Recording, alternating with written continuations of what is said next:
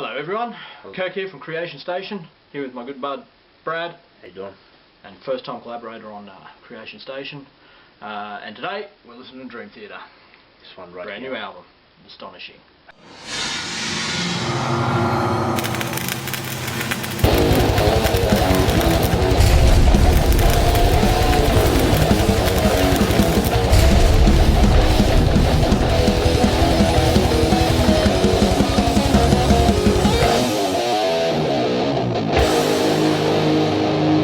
Alright, so we're halfway through. We've listened to Act 1.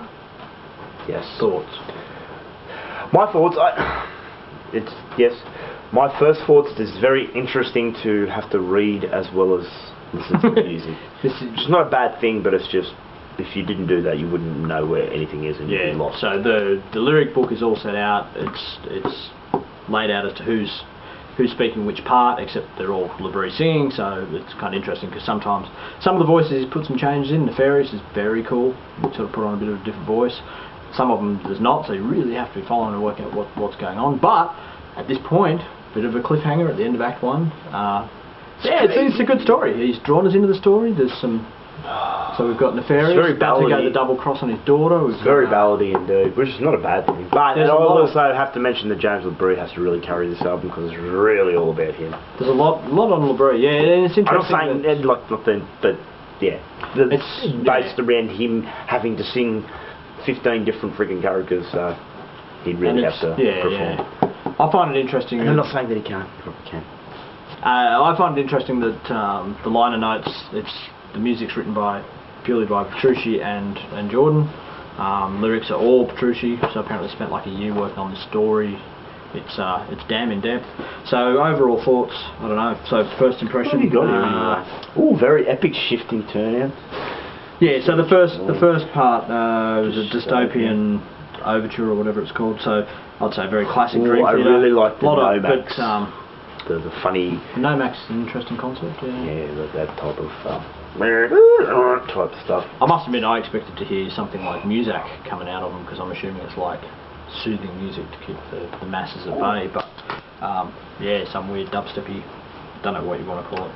Noise coming out of that. It's just contrast. It's really cool because that's the whole point of this thing. You have to listen to the music that's not music that's provided by the other stuff.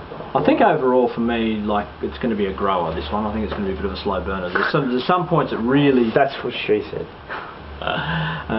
There's going to be some points that really jump out immediately. There's a couple of parts of like, holy shit, but Pink overall Floyd, there's an awful lot of... definitely a Pink Floyd feel at the start. There was a bit of... Especially when they're marching and all that. Yep, some of the incidental stuff.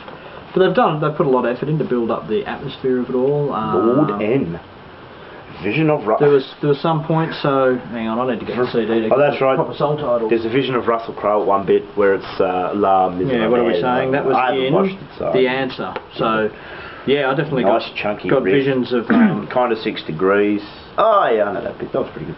Answer. Yeah, definitely got visions of Lloyd Webber or Les Mis or something like that. Russell Crowe almost. And also in Lord Nefarious, sorry. The way he was doing that part was very similar to that almost. Very, very epic. It's a massive scope. It's a lot they've tried to do. I think a lot of it works. What else we got? 3 Days was pretty cool. Again, the Nefarious voice comes across really well. That sort of bit more sinister growl that he's added in there. It's always nice to hear Labrie go there.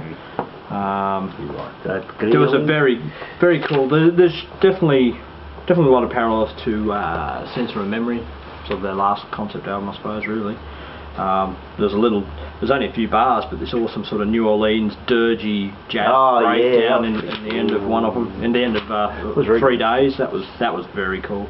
What else we have?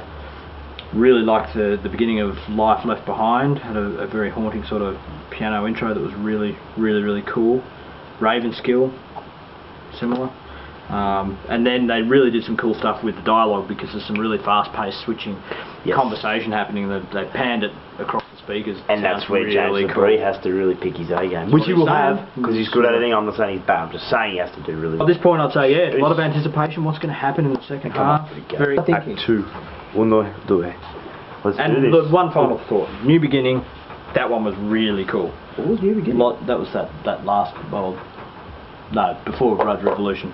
But it's a bit heavier, very hooky. That one instantly. A bit more metal, which is the part, the elements of Dream Theater I really love.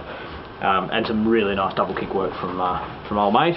One would say it sounds pretty astonishing. Dream Theater, we've done the second act, and now we're going to talk about it. Yeah, so overall, interesting, wasn't it? Probably not quite what we were thinking it was going to be. It didn't go where we thought it might have gone. It's very, it's a lot of ballads. That's well, actually, there's a shit ton of ballads. It's a very complex story, and it takes a lot of brain power to listen to it the first time. I feel the next few listens will be a lot better because I didn't have to sit down and read it, but I enjoyed that concept to being able to do that. So, hit or miss, I say it's in the middle. It's worthwhile. I would say definitely it's worth sitting down the first couple of times, reading. Like, this is a start to finish album. You got to take this as a whole. There's no good taking it in parts. It's definitely not. I don't see it being something you could probably pick just a song here and there to listen to. You really want to digest the thing as a whole. Sit down with the lyric sheet, read it, understand what's, taking the story, its journey, and on that basis. And there's certainly parts where they really ramp up the tension, and these guys are expert musicians. They know how to play on that tension. There's a couple of parts in there that the trained really professionals, man, they know what they're doing. So when you got to things like Moment of Betrayal, so I'd already heard that, they'd released that earlier. Very good song, but the one thing I don't like is when you release songs that are pretty much the best songs on the album.